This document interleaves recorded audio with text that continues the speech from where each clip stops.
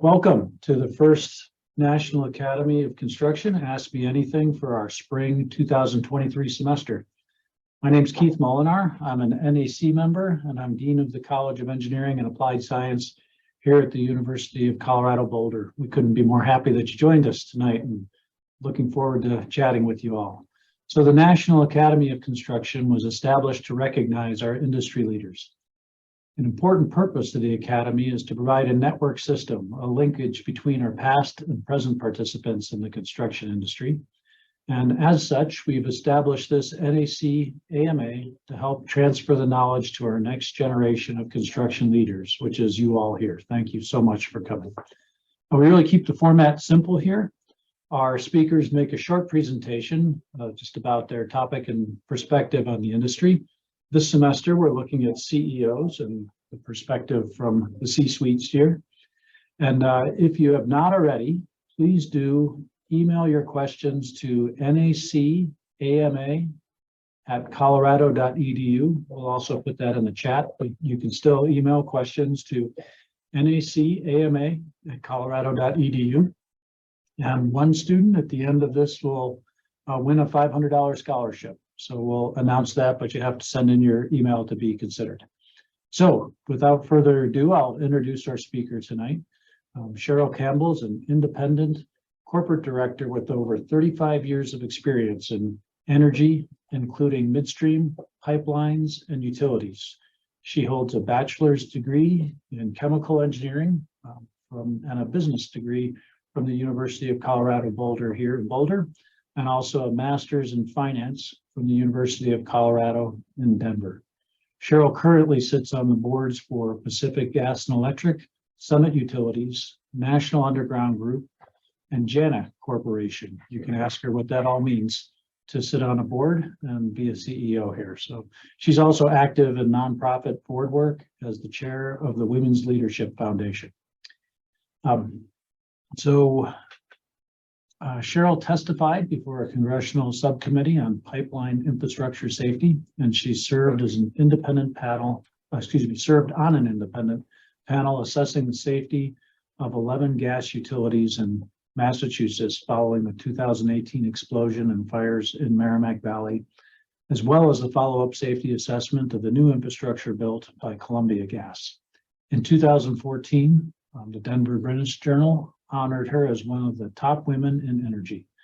The American Gas Association also recognized her in 2019 with its National Gas Leadership Award. And of course, the National Academy of Construction has inducted her as one of our members. So Cheryl, we thank you so much for taking time to chat with us tonight. And I wanted to turn the floor over to you just to say a few words before we jump into the questions.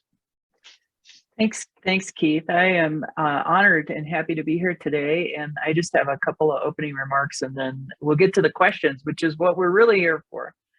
So as you can tell, I've spent a lot of time in the energy industry and I've been involved in the design as well as execution of some large infrastructure projects and more smaller projects and programs at work than frankly I can shake a stick at.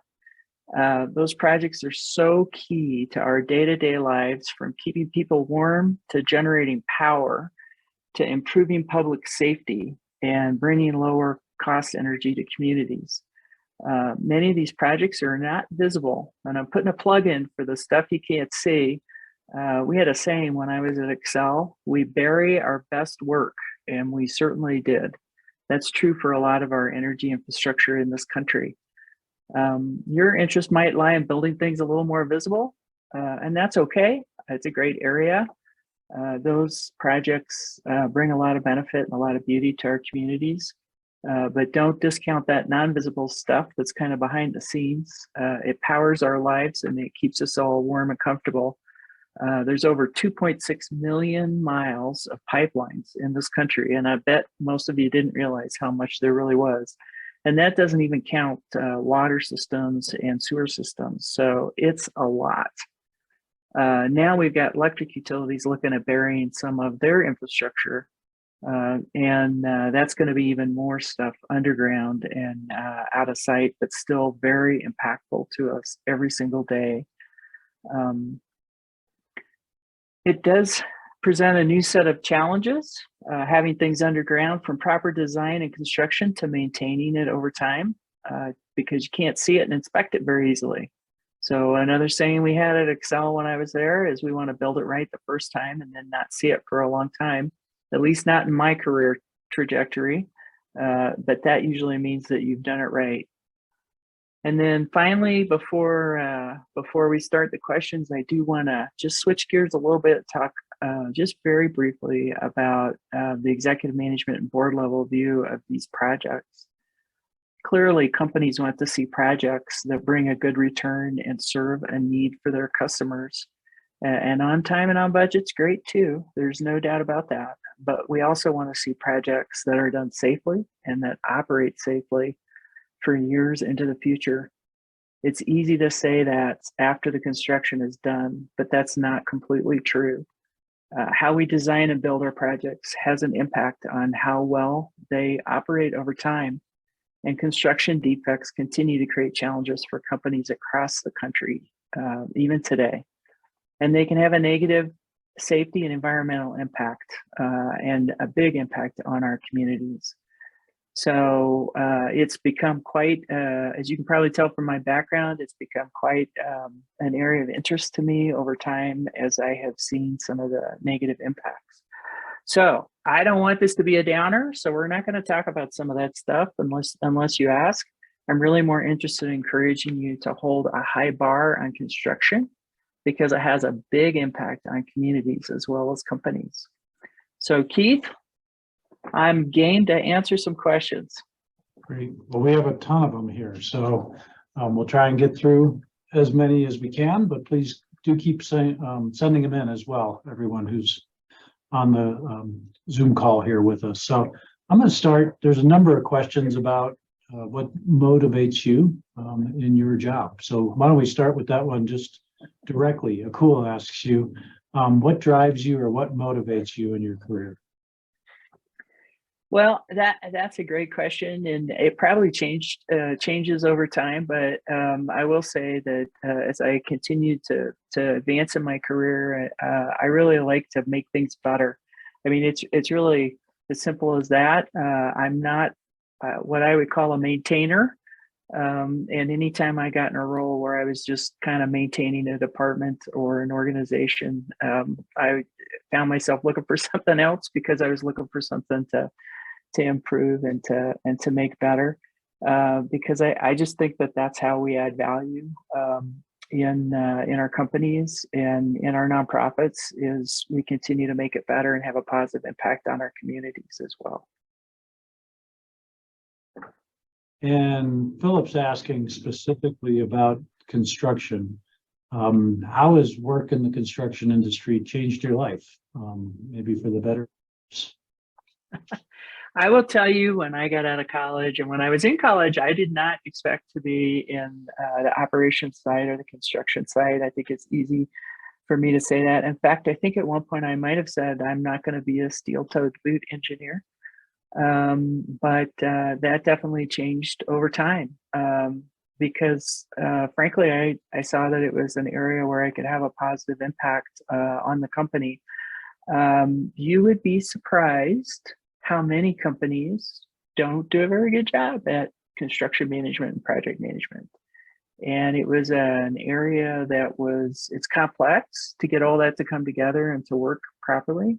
But it's an area where you can make a huge difference for a company and, make it work the way it's supposed to, essentially, as opposed to things over budget, things late, the end result not turning out the way it is. But I think if you just looked around a little bit, you would see a lot of examples of things that don't go right and don't end up the way they are supposed to. So I moved from swearing up and down I wasn't going to be a steel-toed boot engineer to when I got, particularly when I was at Excel, I spent a lot of time in the field and a lot of time with steel toes and a hard hat on out in the field with the crews and talking to the crews. And as a board director, I do a lot of the same stuff. I spent a lot of time in the field with the different companies that I work with. and it's still just a valuable experience. A lot of people are surprised at how much you might know when you're in a role like that. And, they're very interested and very open and very willing to talk to you about what can be improved, and then you can make a difference. Thank you, Cheryl. Nanette's asking about your going from a chemical engineer. What was your path from being a chemical engineer to making a difference with environmental programs and sustainability projects? That's a great question. Yeah, and she's a construction engineering management major, so might want to see how she could learn from that as well. I'm going to admit that I didn't spend very long actually being an engineer early in my career. I ended up on the leadership track pretty early. But I will say this about my engineering degree. It has been incredibly valuable to me over the years because as you guys have probably figured out, it taught me how to think and how to ask questions and how to evaluate things. And so I have jumped into areas that I've known very little about and learned from others in the area, people that I worked with, taken classes, whatever, but that technical undergrad made a huge difference for me. As the environmental stuff has ramped up, that has not stopped me from continuing to do the same thing. I ask a lot of questions, I listen, I evaluate, I use those skills that I learned with that technical undergrad. And I'm not afraid to say that doesn't make any sense.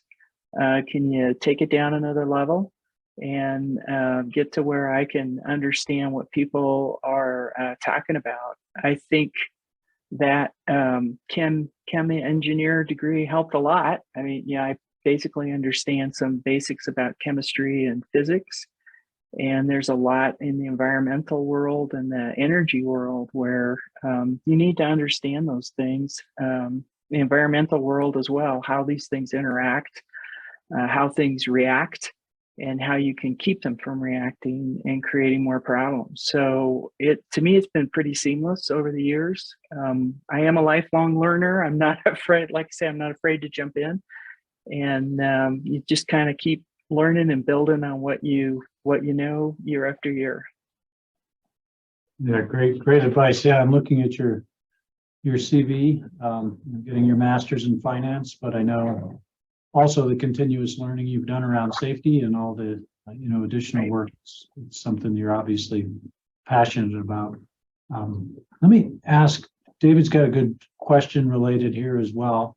And that is about what you just said, asking questions. So his question is, how can someone who's in a new position and has a lot of questions still establish themselves and earn the respect of others in an environment where they're asking questions all the time? Well, the first thing I would say is don't be afraid to ask questions because it shows you're interested. To be perfectly frank. And when you're new, you get a lot more leeway to ask questions than other people, right? I mean, if you've been in a role for 10 years and you're asking a basic question, that's totally different than when you're relatively new and you're asking basic questions. So I think that asking questions when you're new is expected. I can't tell you how many positive experiences I've had with that. In fact, I'll share this morning. I was on a video call with a board that I just joined last year. So I'm new to that board and I'm learning about that company. It's a big company. It's a Canadian company, TC Energy, and they have infrastructure in Canada, the United States, and Mexico. So it's got a lot of interesting aspects to it. And I was on the call with the board chair and the chair of the nomination and governance committee. And, they wanted my feedback on the board and the governance and the company strategy. And I asked for feedback at the end of the call and said, did you get what you expected? Right. I mean, they brought me on the board for a reason. And they said, no, I mean, you hit the ground running, you've asked questions, you're not afraid to jump in and say, hey, this doesn't make any sense to me. So I think at all levels, I think it helps if you just kind of jump in and just ask questions until you understand. One trick I would share, I ask the same question of a number of different people because I want different perspectives and different opinions on things. And you learn a lot by doing that. Just kind of get those different points of view, and you may find out that some people are a little more, what's the right word, Keith, reliable in the information that they're providing. So don't be afraid. And I think you'll be surprised at how quickly you will gain the respect of others if you will ask questions. Yeah, great thoughts and great response. I know even in my role as a professor, sometimes I feel like people want me to be an expert, but I contribute a lot more when I think of myself as a beginner and ask those questions, because we're always learning. And if you think even about you as a professor don't know everything, right?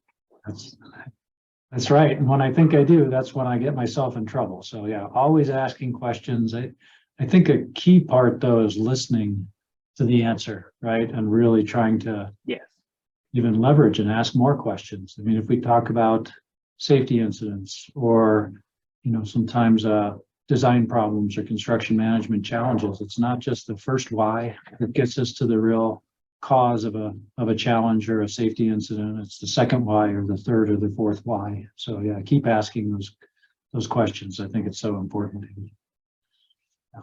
I think they call it 5 whys. It takes 5 whys usually to get to the, and that is true, by the way. In every incident I've been involved in, the first or second why is never the real reason for what went wrong. There's always more to the story. Yeah, excellent. Let me ask you kind of one more question on the motivation here, and then we'll switch to maybe some more technical topics. But Mia is asking about being a woman in engineering. What's been the biggest difficulty you've had to face or persevere, or do you feel as if you were on equal work environment as the men in your field? Okay, that's a hard question. It's hard to answer a question like that when you can't see the audience. So I'm just gonna answer it the way I normally do in a room full of women, and I hope I don't offend the young man. There is just a different standard and a different. It is what it is. I can't fix it. I've tried.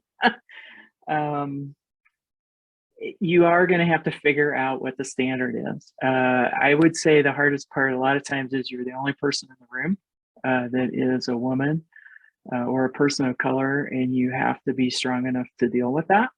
I think more companies are figuring that out, and they're starting to have like a group. If you have, a number of women engineers, it works better because you've got some support and you've got someone to talk to.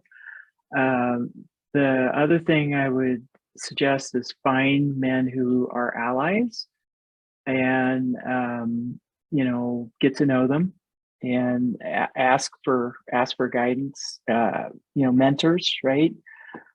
Because you're going to run into some challenges that other people don't. And I'll give you a simple example. And if we were in a room full of women and I asked this question, every hand in the room would go up. How many times have you suggested something in a meeting and people just go, okay, and then 5 minutes later, someone else makes the same comment and it's a great idea. I think every woman I know in a technical or a business field has experienced that. So it's out there. I wish it wasn't, but it's still out there. And the women and the men who recognize it have to stick together and have to support each other. Is it getting better? It is better than from when I started 35 years ago. but unfortunately, it's still out there. So I would suggest strongly you find some allies, find some mentors, and have them help you. And sometimes you're going to get angry and upset. You need somebody to vent at, and that's okay too. But honestly, if you keep doing good work and you keep persevering, and you find those mentors and you keep working at it, you will rise through the ranks and get promoted and get recognized appropriately. But it doesn't always feel like that at times. And again, I apologize if I offended anybody, but that's my real world experience of some of the stuff that goes on out there. Cheryl, thank you for the candor in your response, and there's no need to apologize. I think we need to address gender and diversity issues head on in our industry. Danielle's asking very similar question. Daniela, sorry. As a woman, how did you make your way to be a successful leader in the industry? Let me prompt you a little bit, because we're doing what we can here at the universities. Our University of Colorado had 40% women in our freshman class this year, but that doesn't mean that things are changing in the industry as a whole yet. You mentioned mentors, and you mentioned allies, and I also think of sponsors as well. Maybe for this group, maybe you could talk to us men here in the room and talk a little bit what it means to be a good ally for a woman in engineering and construction. Would you mind me going off script a little bit and asking you that? I think that's a great way to approach it. So a good ally for a woman or a person of color is someone who is aware of some of these unconscious biases. And let me be really clear. I think the vast majority of this is unconscious. I don't think we have a lot of conscious and people trying to undermine other people and things like that. I do believe that a lot of it's unconscious, but good allies are aware of these unconscious biases and some of these challenges, like the meeting example I gave you. And I've seen men basically go, now wait a minute, Anne just said that 5 minutes ago. And they speak up and they help sort of, recognize when those kinds of unconscious biases are coming out.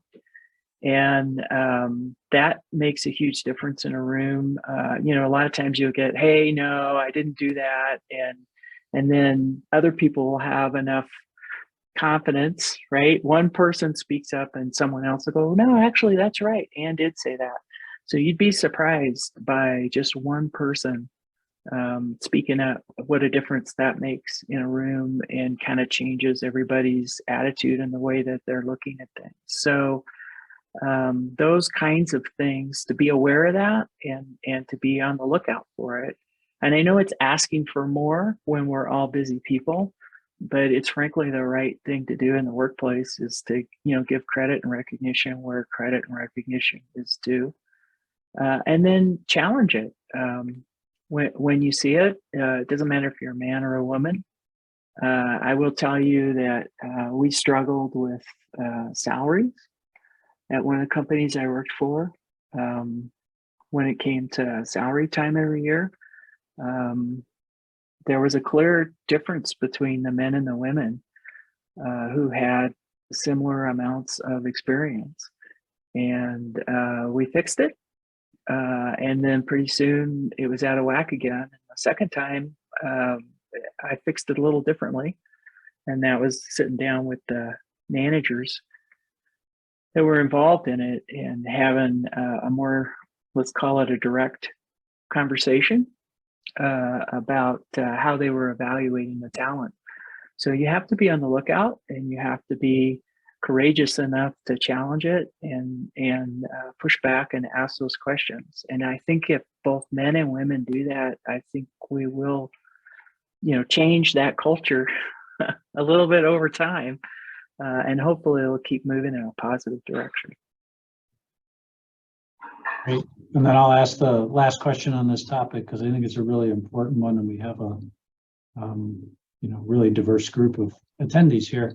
Have you ever had a sponsor that really helped you climb through leadership? And if you were a young engineer looking for a sponsor, what would you look for in one? I have been so fortunate in my career, Keith. I just am amazed. I have had sponsors throughout my career that have made a significant difference for me. And I will readily admit that at times I don't understand why they decided to mentor and sponsor me. But from the time I was a young engineer, I had people who were willing to speak up for me and stop by my office and talk to me and let me ask questions and explain things to me. And then behind the scenes, right? Behind the scenes in the when decisions are made about promotions, speaking up and supporting me. So I can think of probably 3 or 4 people who were very instrumental over the course of my career in me getting key promotions into broader areas. As far as what you can look for,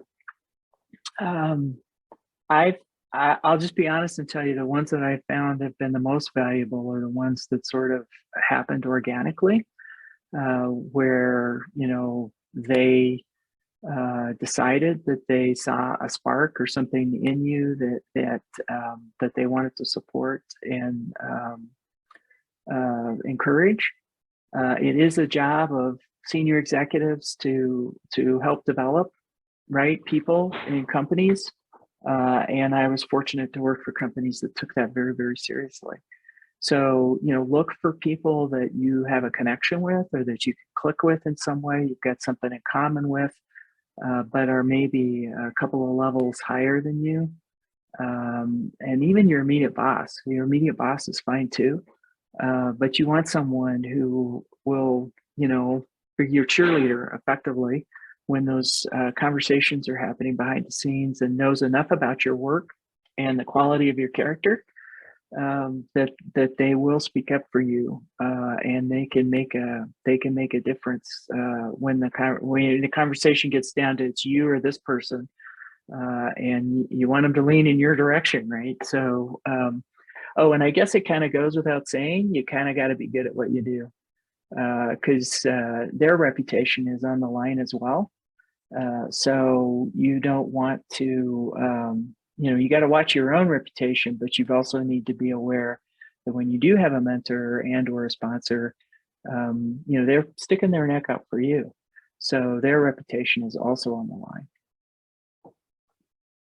Thank you. That's a really rich answer and great examples. I appreciate that. And again, thanks for addressing those questions. Wow, there's a couple different ways we could go here. Some questions on sustainability. Let's see. Toby, is asking a question kind of on our theme. I'm going to generalize first. Can you talk a little bit about what a board does?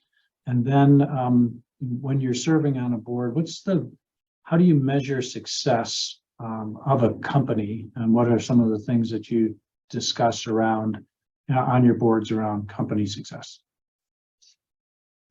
Sure. So boards provide oversight and governance for the corporation. And I would say the number one most important thing we do is we hire the right CEO.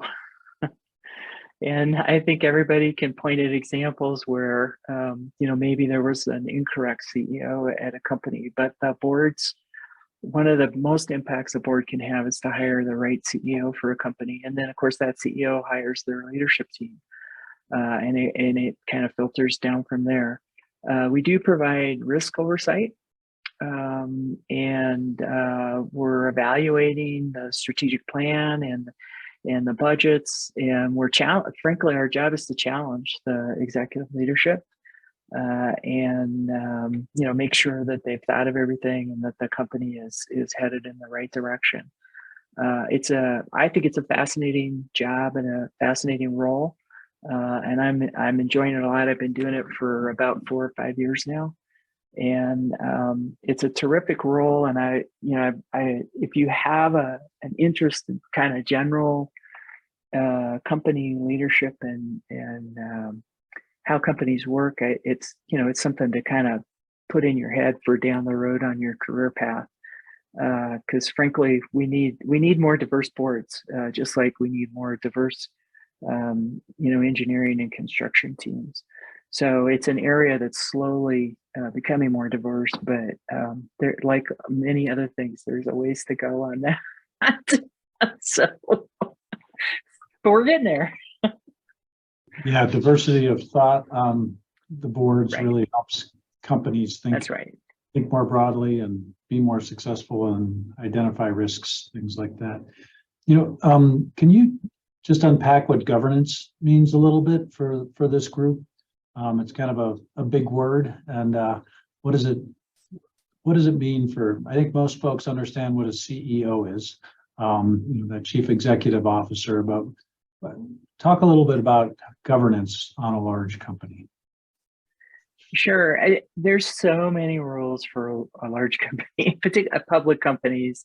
There's SEC rules to follow. There's accounting and audit rules to follow. There's risk oversight standards. There's just a lot, and there's how the board functions, and whether or not sitting board members or members of the executive team have conflicts of interest. So for instance, I can't sit on one company's board that has a large contract with another company. You can't be on both of those boards because that's a conflict. So, and it's the same with executive leadership. If you're the CEO of a company, you can't sit on the board of a company that has a large contract with you, because it would be too easy for you to make a decision, right? That would have a positive impact on one company or the other. So boards are charged with overseeing all of that and making sure that companies follow, best practices and stay on the straight and narrow, avoid conflicts, follow the SEC rules if you're a public company, disclose when you should be disclosing. Most companies have a whole department that they call the corporate secretary that supports the board and provides a lot of information, sets up the meetings and manages all of that. And it's a gargantuan task. When I left California in December, I was saying goodbye to the head corporate secretary. He has a legal background, and he said, "Well, we're about to walk into a meeting to get ready for our next board meeting." So, they just finished one, and we're, ushering us out the door to get on airplanes to go home, and they were starting to plan the next one, which is in February. So there's a lot of rules and regulations that people don't realize are there at the corporate level. Thanks for that. I'm going to tie a lot of questions about sustainability in here from different perspectives. I think Hondro asks a good one, just in general, your personal and maybe from a board perspective. What are your hopes for the future of sustainability in companies? That's a great question. Boy, I hope we keep moving in the same direction. I think I'm a closet environmentalist at times. I've spent a lot of time in the energy industry, and back when I started, it was hard to be an environmentalist in the energy industry. But I'm one of those people that believes you just got to put it back the way you found it. And a lot of companies haven't done that, obviously, over the years. But I think people are moving away from the concept of the shareholder is king, because there's a lot more external stakeholders for companies than just the shareholder. And frankly, the only way to do right by your shareholders is to do right by your customers and the communities you operate in. So you can talk about it a couple of different ways, but the bottom line is, to me, moving towards a more sustainable future is to have companies thinking more broadly about how they're impacting their communities and the world, and all those external parties that they all interact with on a day-to-day basis. I am seeing more of that happening, but there are still a lot of people that just, it's all about the money, that's the way this always goes, right? You get these a few people start getting out there, and then there's a bigger wave and a bigger wave, and then you've always got some laggards. So I think there's enough momentum now that it's going to continue to move in that direction. It's going to take people like me, people like you guys coming in and setting those same expectations with not only the companies you work for, but the way you spend your money and the way you interact with people. So it's moving in the right direction. And hopefully with all of us kind of tugging and pushing in that direction, we'll keep going that way. Yeah, thanks so much for that. It's a really broad perspective on that answer. I appreciate it. Robert's asking a question a little bit narrower and tied to your background here. So how can we as a civil engineering professional help to educate the public about the need for natural gas sources? And what are some of the upcoming sustainability procedures or technologies to ensure proper consumption? Boy, that's a great question.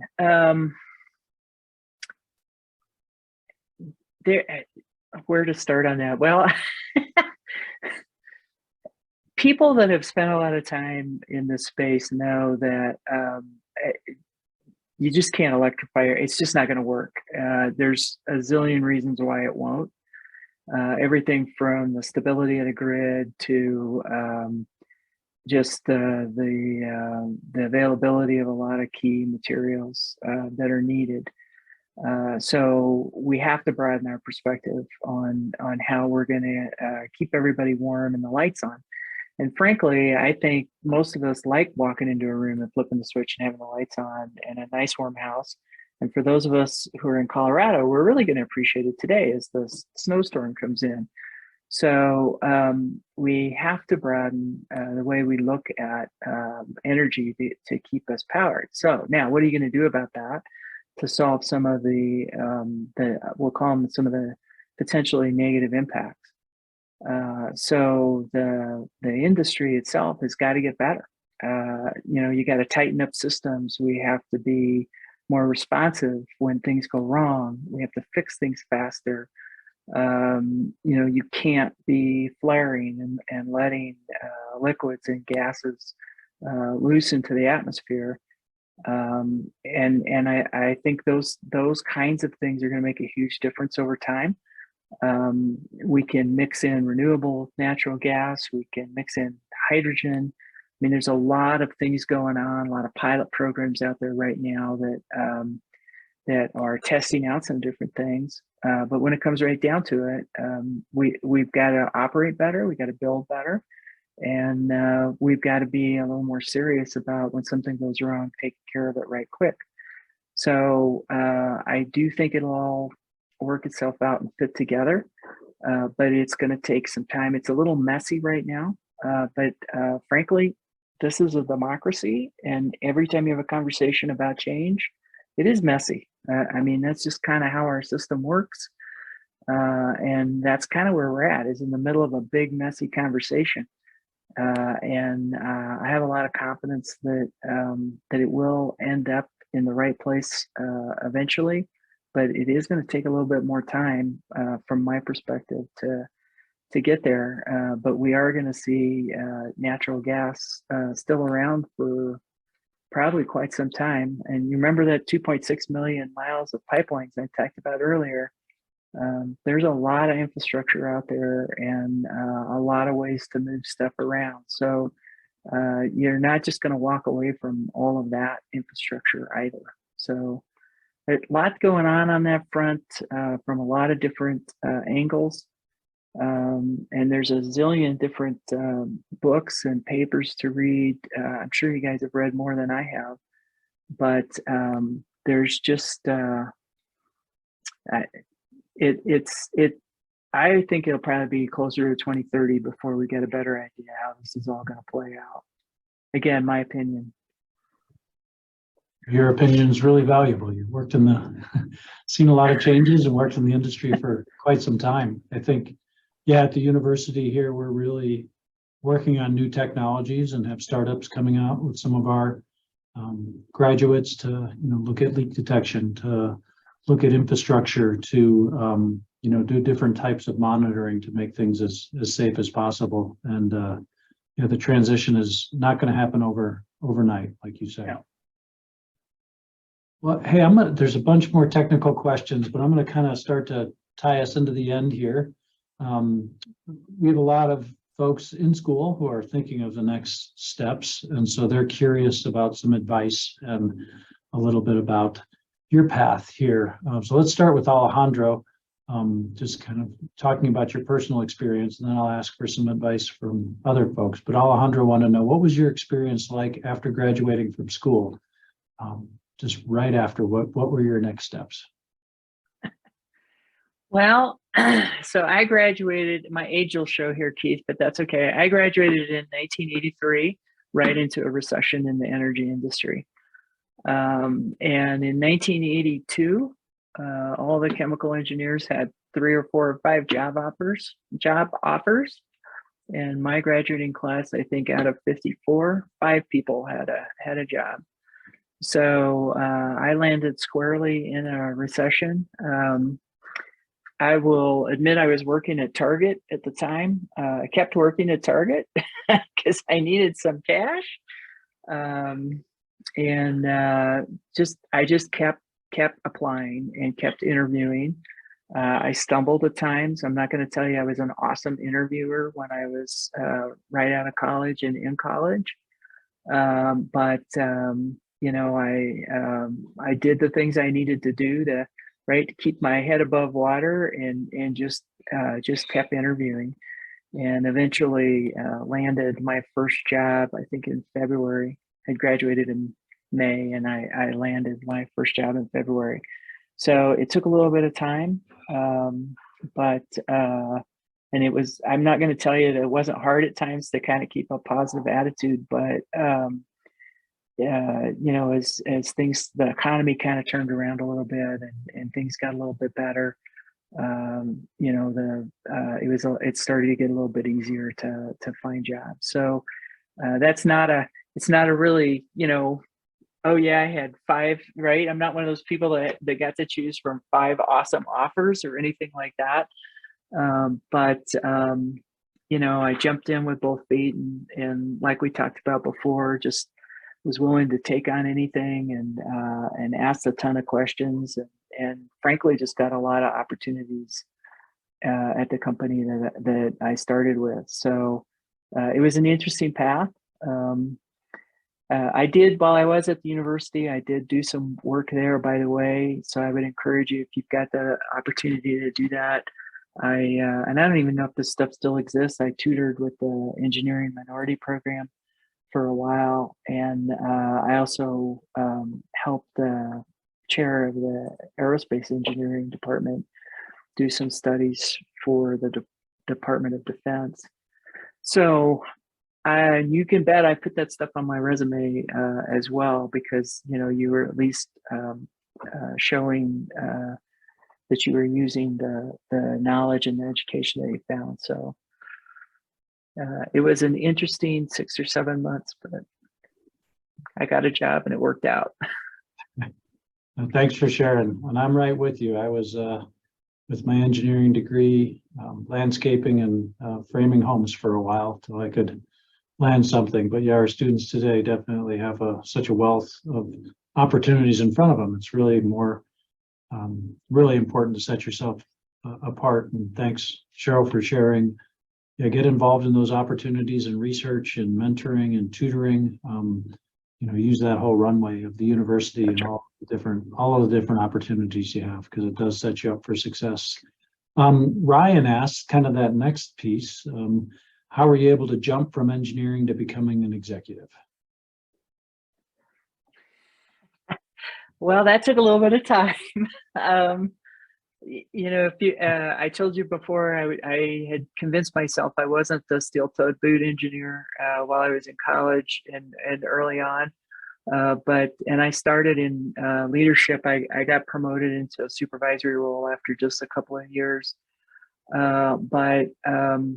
You know, one of the things I always tell people is I was always willing to raise my hand when an opportunity came up and to try new and different things. And I think that's made a huge difference in my career.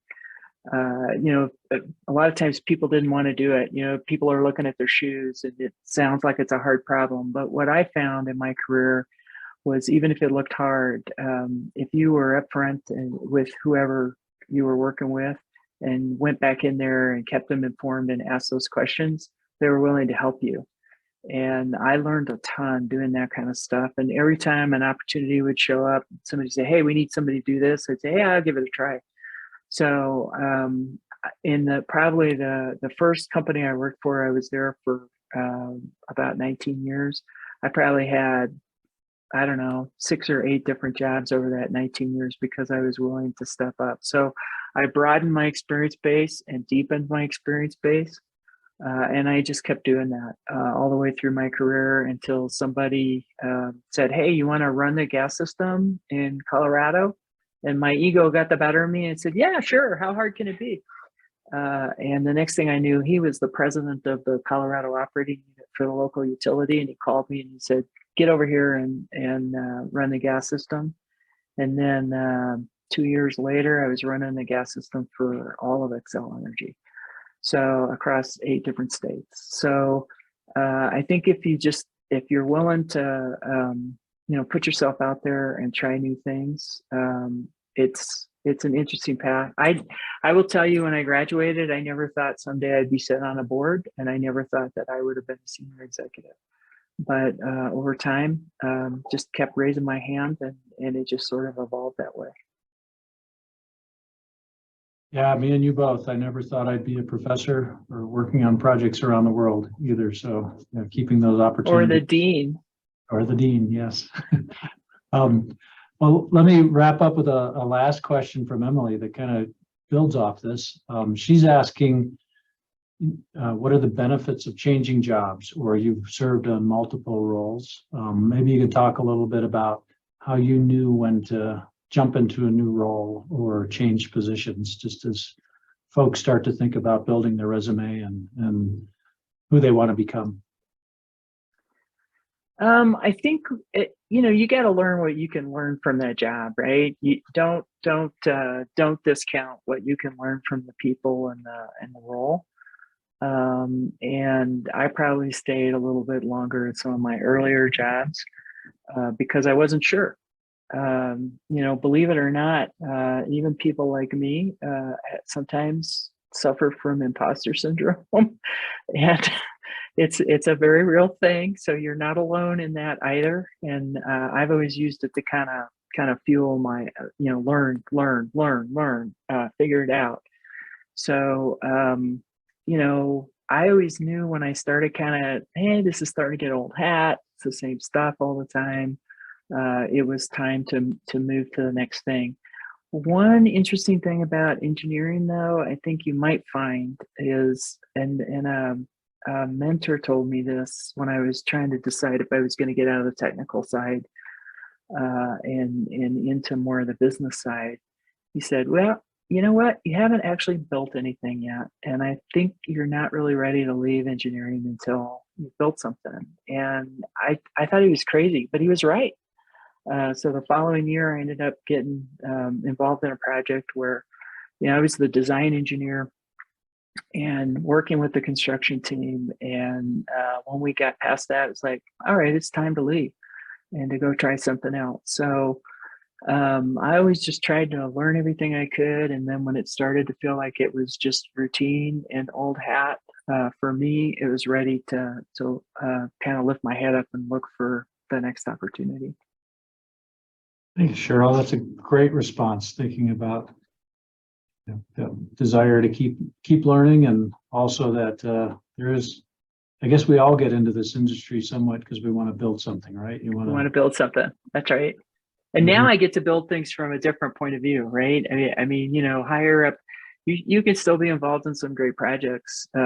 Just because you're higher up, you might not be the one, doing the details out in the field. But I've been involved in a lot of different projects through my career as a leader, and it's been fantastic. It's wonderful to work on a team and see everyone contribute. Hey, we are out of time here, so let me say a few thank yous here, Cheryl, and then I want to come back to you just for any closing remarks that you'd like to share with our participants here, and then we'll announce the winner of our scholarship. So I just want to thank the National Academy of Construction for sponsoring this. Cheryl, of course, for giving her time so generously, and these donations come from the financial generosity of the members of the NAC. So thanks to all. Thank you to Sandy Pittman for all the work you do behind the scenes here, and Ed Gibson for sponsoring this. We really do appreciate that. So Cheryl, any closing remarks for our participants from your end?